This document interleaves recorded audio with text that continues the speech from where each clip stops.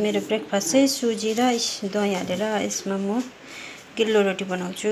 यहाँ चाहिँ भन्छ चेला भन्छ, अहिले तपाईँलाई बनाइदिउँ। पहिला यो मिक्स गर्नुपर्छ अनि यसलाई चाहिँ राख्नुपर्छ।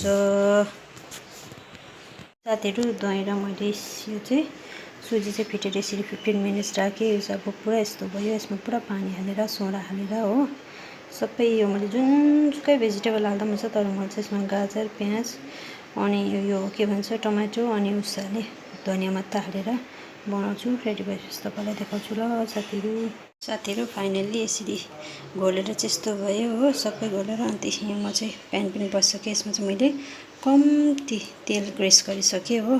तपाईँहरूले चाहिँ जुन चाहिँ तेल युज गर्दा पनि हुन्छ, म चाहिँ रिफाइन तेल खाँदिनँ। अन्त कम्ती मात्रै युज गर्छु अलिक ज्यादा चलाउँदिनँ, पेटको लागि राम्रो होइन मेरो। अनि त्यो भएर अब हेर्नुहोस् ल साथीहरू मेरो ब्रेकफास्ट चाहिँ रेडी भयो। रोटी पनि बनाइसकेँ हो। अनि यहाँ अलिकति अचार बनाएको छु।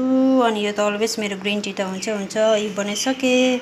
अब तपाईँहरू पनि बनाएर खानुहोस् ल यसरी। ल है साथीहरू, अब म चाहिँ मेरो ब्रेकफास्ट खान सुरु गरेको। मन पऱ्यो भने तपाईँले मेरो ब्रेकफास्टलाई लाइक गरिदिनुहोस्, सेयर गरिदिनुहोस्, कमेन्ट गरिदिनुहोस् ल साथीहरू।